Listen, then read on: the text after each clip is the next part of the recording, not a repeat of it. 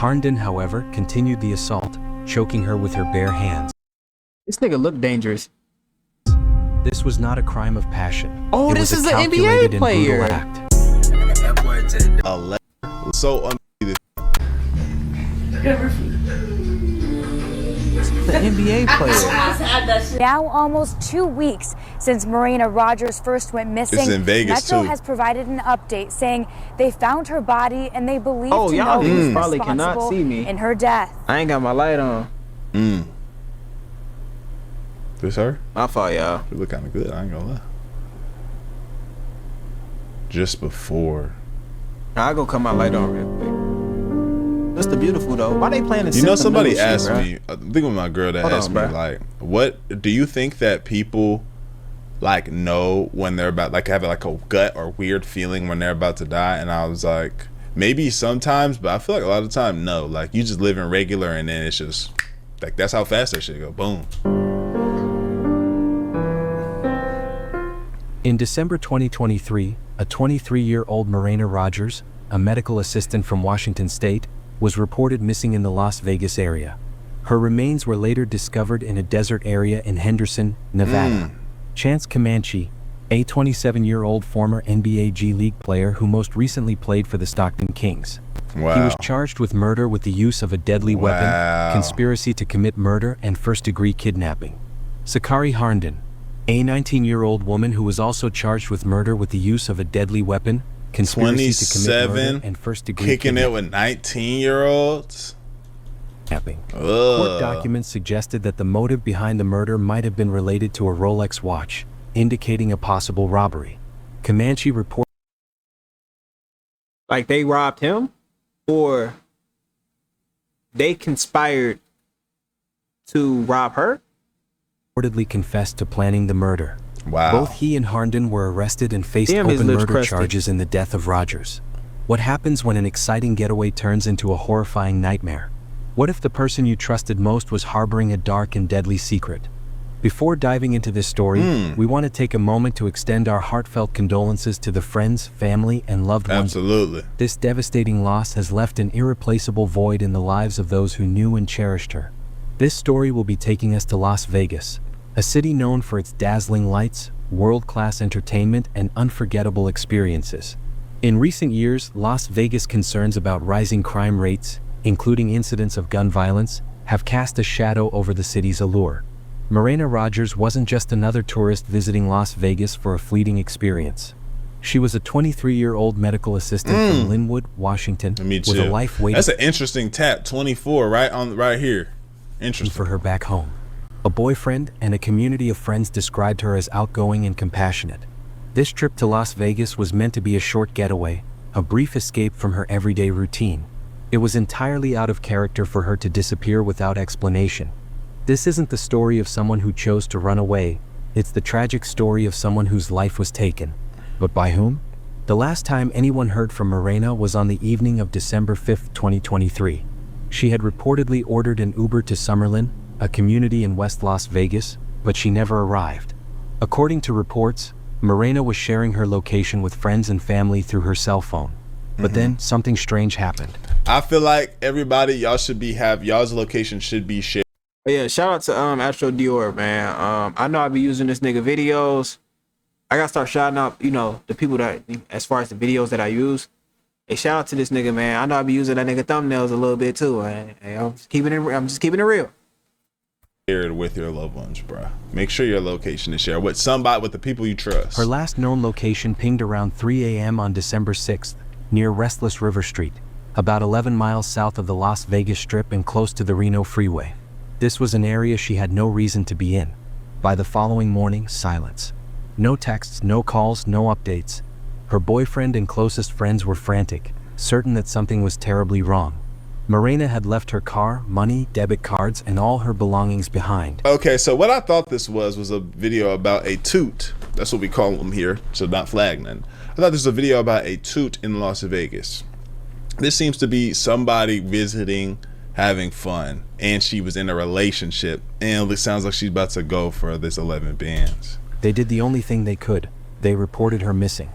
Marina Rogers was reported missing on December 7th, not long after she was last seen with friends. And police down in Las Vegas say detectives suspected foul play early on into the investigation. From the outset, investigators knew this wasn't a typical missing persons case. Marina had no history of running away. She was a young woman with a steady job, a supportive family, and pets waiting for her.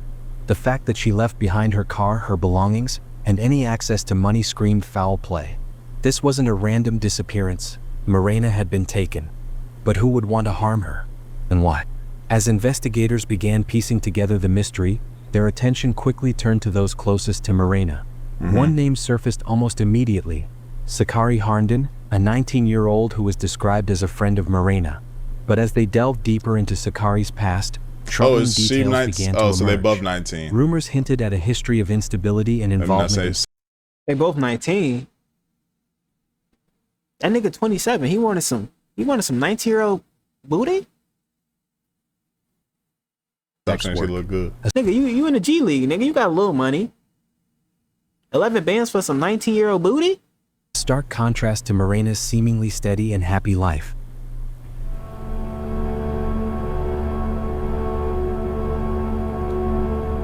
Video of a girl that somebody, one of y'all follow on y'all IG. Look like that.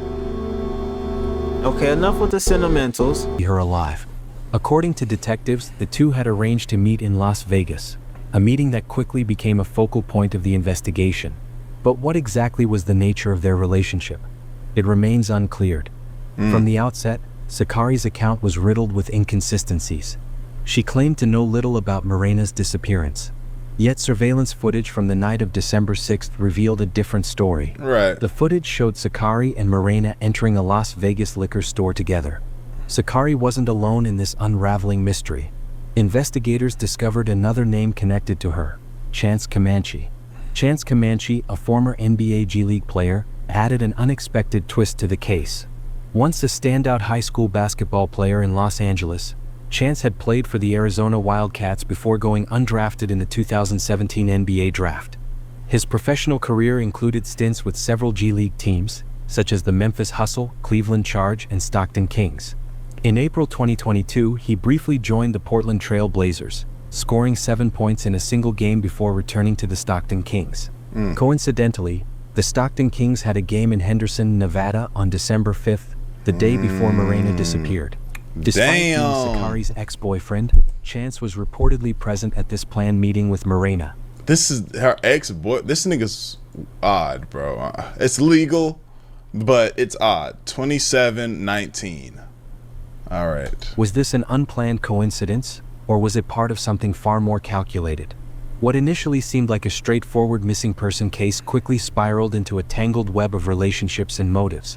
Investigators honed in on both Sakari Harnden and Chance Comanche. Their presence at the meeting and the suspicious circumstances surrounding Marina's disappearance raised serious concerns. The answer, as investigators would soon uncover, revolved around a Rolex watch, a dangerous rumor, and a deadly plot. A scheme that turned a meeting between friends into a night of betrayal and tragedy. According to reports, Sakari Harnden owned a Rolex watch that Marina had reportedly expressed interest in to mutual friends. But the situation was far more complex. It's alleged that Marina had been spreading sensitive information about Sakari's boyfriend, claiming he had been arrested for a double murder in California, and that Sakari herself was the one who turned him in. This rumor struck at the heart of Sakari's trust, leaving her feeling both threatened and betrayed. Why would her own friend share such damaging claims? The investigation revealed a disturbing twist when police uncovered text messages between Sakari Harnden and Chance Comanche. These messages painted a chilling picture of premeditated murder. If you get a nice little thick piece of rope or something sturdy, I can do it from the back. You got the strap emoji, laughing face emoji, like my friend trying to come and beat OD her. In one message, Sakari allegedly wrote, "So we finna just take her there and then finna strangle her." These weren't impulsive words spoken in anger. They were cold, calculated discussions of murder. Yeah, that premeditated finna hit like a truck. Bro, over a Rolex, bro. Over, bro. You 19, bro. You let's be real, bro. You shouldn't be dealing with a nigga that I'm not gonna say a nigga that. Oh, I wasn't about to say that. You shouldn't be dealing with a nigga that potentially got those type of charges, right? Of course, we don't know the specificities, you know, but still, you know, like, I mean, you still young.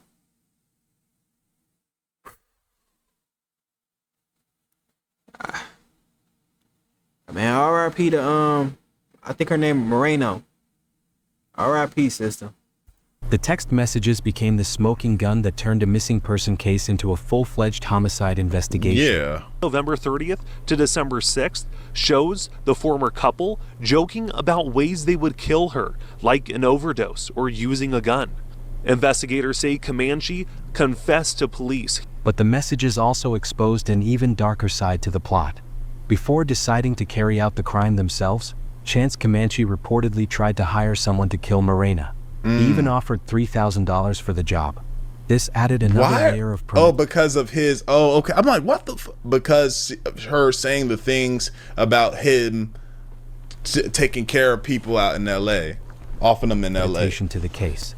The fact that they couldn't find anyone willing to commit the act didn't deter them. They For simply 3 decided to do it bands. themselves. Their cold Dude, determination you was gonna pay her 11 bands for the booty. You could have upped the price. painted a picture of two individuals willing to go to extreme lengths to silence Morena.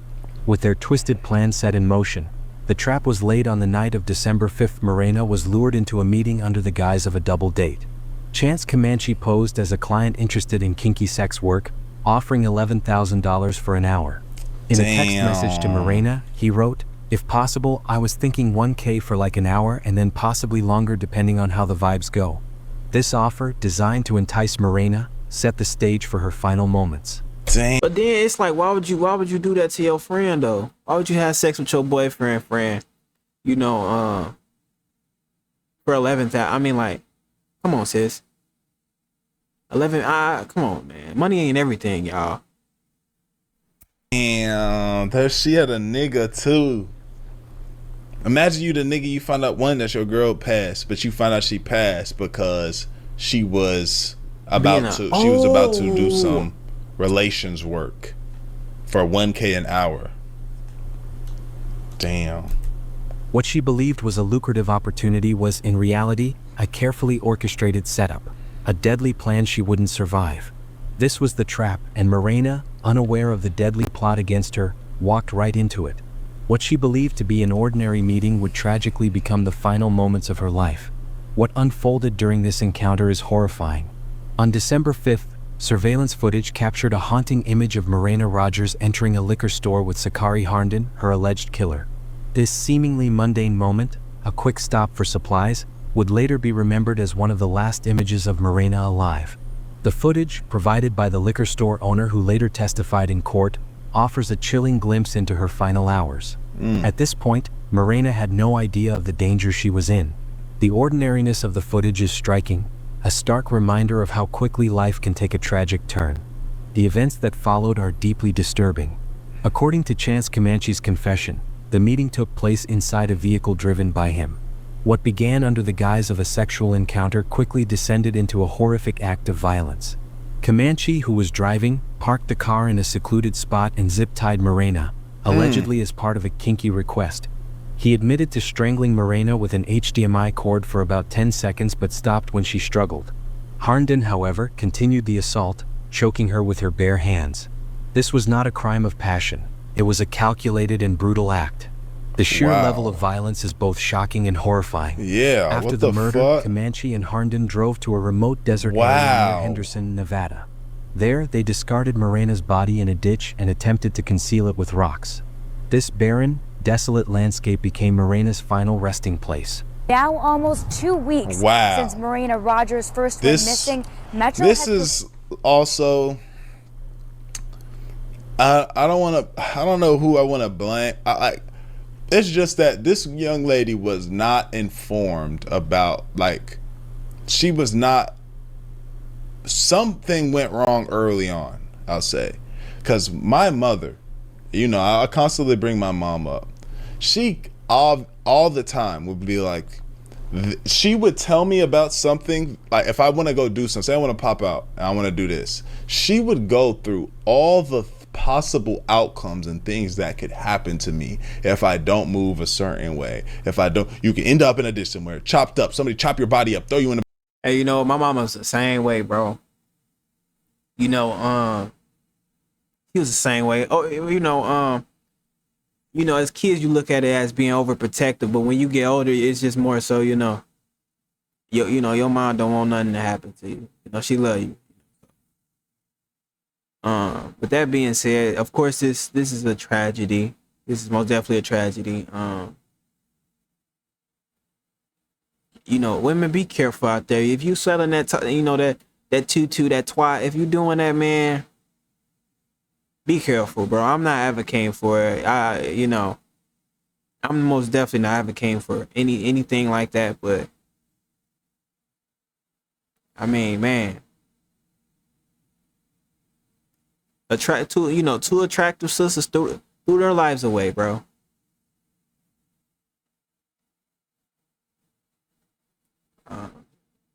With that being said, I mean, like, I don't really think it's that much to be said as far as the rest of the video. You know, it's pretty self-explanatory.